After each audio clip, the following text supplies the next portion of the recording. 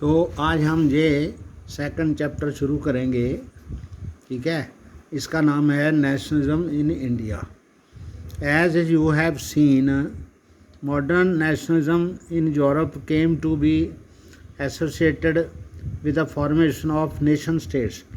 आपको पता है कि यूरोप में नेशनलिज्म आया तो राष्ट्रीयता की भावना से अलग अलग नेशन स्टेट्स बन गई। It also meant A change in people's understanding of who they were and what defined their identity and sense of belongings. लोगों को इससे ये भी समझ आ गया, इसका मतलब ये भी है कि एक चेंज आई और लोगों ने समझ लिया कि वे कौन हैं और उनकी आइडेंटिटी क्या है और उनके पास क्या क्या है। New symbols and icons were songs and ideas forced new links. तो नए सिंबल्स सामने आए आइकॉन्स के रूप में, और नए गाने आए और आइडियाज़ आए, विचार आए और नए नए लिंक बने। And redefined the boundaries of communities. समाज की अलग अलग समाजों की उनकी बाउंड्रीज निश्चित हुई। In most countries the making of new national identity was a long process. बहुत सारे देशों में ऐसा जो राष्ट्रीयता की जो भावना धीरे धीरे पनपी। How did the consciousness emerge in India. तो इसमें आध्यात्मिक अनुभूति इस बात की इंडिया में कैसे हुई, ये हम इस लेसन में पढ़ेंगे। In India and as in many other colonies. Colony जो थी वो थे ब्रिटिश जो थे, उनकी अलग अलग देशों में जो हुकूमत थी वो वहाँ पर व्यापार के नाम पर आए थे और फिर राज्य करते गए, उनकी वो कॉलोनीज़ बन गई। The growth of modern nationalism is intimately connected to the anti colonial movement. ये जो राष्ट्रीयता की भावना है वो कॉलोनिज़म से जुड़ी थी। जो ब्रिटिशर्स का कॉलोनीज़ बना के उन पर राज करने का, लूटने का सिस्टम था, ये सब वहाँ पर जो राष्ट्रीयता की आई भावना वो कॉलोनिज़म के अपोजिट थी। People began discovering their unity in process of their struggle with colonialism. लोगों ने कॉलोनिज़म के खिलाफ अपनी एकता की प्रोसेस को समझा। The sense of being oppressed under the colonialism provided shared bond that tied many different groups together. Colonialism के द्वारा दबाए जाने की भावना से वो लोग, बहुत सारे अलग अलग जो ग्रुप थे वो साथ में आ गए। But each class and group felt the effects of colonialism differently. तो हर वर्ग जो था कॉलोनिज़म के दुखों को अलग तौर से उन्होंने महसूस किया। Their experience were varied. उनको अलग अलग तजर्बे हुए। And their nations of freedom were not always the same. इसलिए उनकी जो राष्ट्र थे वो अलग अलग हो गए। The Congress under Mahatma Gandhi and tried to forge these groups together within one movement। तो कांग्रेस जो थी महात्मा गांधी की लीडरशिप ने उसमें कोशिश की कि सभी ग्रुप्स जो हैं इस मूवमेंट में साथ में आ जाएं। But the unity did not emerge without conflict. तो उनमें एकता जो थी मतभेदों के बगैर नहीं आई। In the earliest earlier textbook you have read about the growth of nationalism in India up to the first decade of the 20th century। तो पिछली बुक में आपने 20वीं शताब्दी जो 1900 से 1910 तक का समय था, फर्स्ट डेकेड में इंडिया में क्या हुआ उसके बारे में, उसकी ग्रोथ कैसी हुई नेशनलिज्म की, वो आप पढ़ चुके हैं। In this chapter we will pick up the story from 1920 and study the non cooperation and civil disobedience movements. तो इसमें हम 1920 से इतिहास शुरू करेंगे और इसमें हम नॉन कॉपरेशन, असहयोग आंदोलन और नाफरमानी का जो आंदोलन चला था वहाँ से हम शुरू करेंगे। We will explore how the Congress sought to develop the national movement, how different social groups participated in the movement and how nationalism captured the imagination of people. इसमें हम पढ़ेंगे कि कांग्रेस ने कैसे नेशनल मूवमेंट के लिए डेवलप किया और कई दूसरे जो सामाजिक वर्ग थे वो उसमें उन्होंने इस लहर में कैसे हिस्सा लिया और नेशनलिज्म जो था उसने लोगों के मनों में कैसे वो समाया।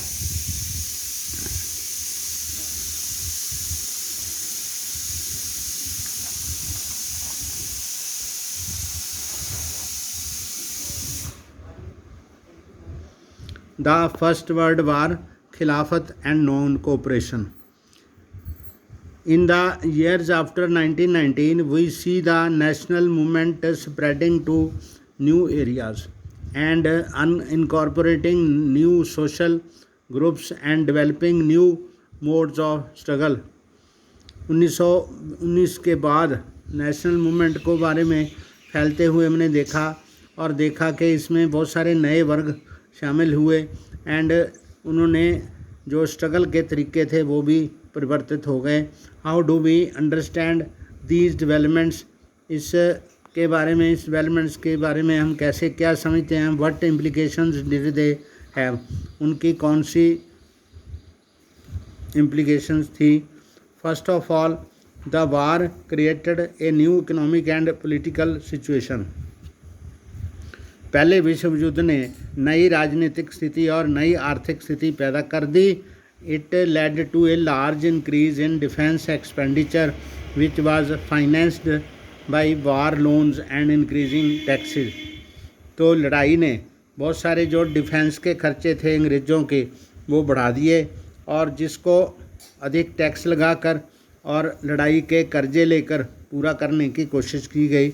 कस्टम ड्यूटीज़ वर रेज्ड, जो बाहर से सामान आता था कस्टम उस पर लगता था वो बढ़ा दिया गया। एंड इनकम टैक्स इंट्रोड्यूस्ड, नया इनकम टैक्स लगा दिया गया। Through the war years prices increased doubling between 1913 to 1918। तो लड़ाई के दौरान 1913 से लेकर 1918 तक जो कीमतें थीं वो डबल हो गई, leading to extreme hardship for the common people. आम लोगों के लिए ये समय बहुत कठिनता से भरा था। Villagers were called upon two supply soldiers, गांव वालों को कहा गया कि आप सिपाही भेजें। And the force recruitment in rural areas caused wide spread anger, गाँव में ज़बरदस्ती फौज में भर्ती की गई जिससे सब तरफ गुस्सा फैल गया। Then in 1919 and 1920-21 crops failed in many parts of India.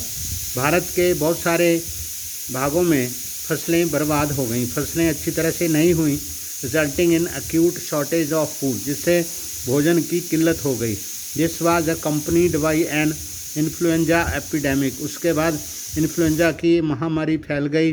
According to the census in of 1921, 12 to 13 million people perished as a result of famines and the epidemic।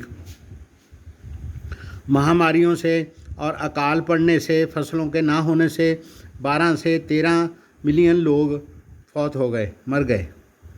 People hoped that their hardship would end after the war was कब over, लोगों को विश्वास था कि जब लड़ाई बंद हो जाएगी तो उनकी मुश्किलें ख़त्म हो जाएंगी। But that did not happen, परंतु ऐसा नहीं हुआ।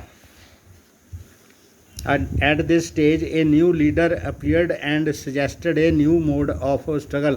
तब एक नया नेता सामने आया और उसने संघर्ष का नया रास्ता बताया।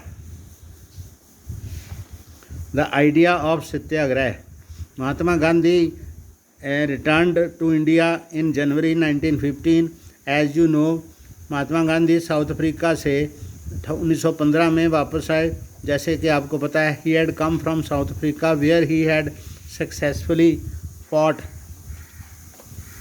वह साउथ अफ्रीका से आए थे और यहाँ उन्होंने सत्याग्रह से संघर्ष किया था।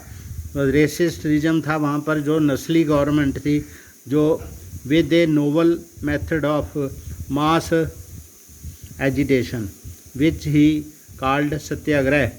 वहाँ पर उन्होंने वहाँ की जो नस्ली सरकार थी उसका एक बड़ी लोगों की एकमुठ होकर लड़ने वाली एक स्ट्रगल जीती, जिसको वो सत्याग्रह का नाम देते थे। The idea of satyagraha emphasise the power of truth and the need to search for truth. तो सत्य की खोज में और सत्य की शक्ति के बारे में इससे पता चलता है। इस विचार से it suggested that if the cause was true, ये मतलब इसका जो सलाह थी इसकी, जहाँ ये कहता था सत्याग्रह कहता था कि अगर सच है, आपकी जो मांग है वो सच्ची है, if the struggle was against injustice, अगर संघर्ष जो है आपका अन्याय के खिलाफ है, then physical force was not necessary to fight the oppressor, तब जो आपको जुल्म कर रहा है उसके साथ आपको शक्ति की ज़रूरत नहीं है। विदाउट सीकिंग वेंजेंस और बीइंग एग्रेसिव, आपको उग्र होने की आवश्यकता नहीं है। Satyagraha could win the battle through non violence, तो आपको अहिंसा से, आपको सत्याग्रह से आपको जीत मिलेगी। This could be done by appealing to the conscience of the oppressive, तब आपको जो हिंसा करने वाला है, जुल्म करने वाला है, उसकी आत्मा को झंझोड़ना पड़ेगा। Including the oppressors had to be persuaded to see the truth, तब आपको जुल्म करने वाले को सच्चाई का आईना दिखाना पड़ेगा। Instead of being forced to accept truth, और सच को ऐसे ज़बरदस्ती मनाने से through the use of violence, तो इसके बजाय के हिंसा से उसका विरोध किया जाए। By this struggle truth was bound to ultimately triumph, तब संघर्ष से सत्य के संघर्ष से जो जीत होगी वो उसकी लोगों की स्ट्रगल की जीत होगी। Mahatma Gandhi believed that the धरना of non violence could unite all Indians, तो उनका कहना था कि सत्याग्रह का जो धरना होता है उससे सभी भारतीय जो होंगे वो इकट्ठे हो जाएंगे।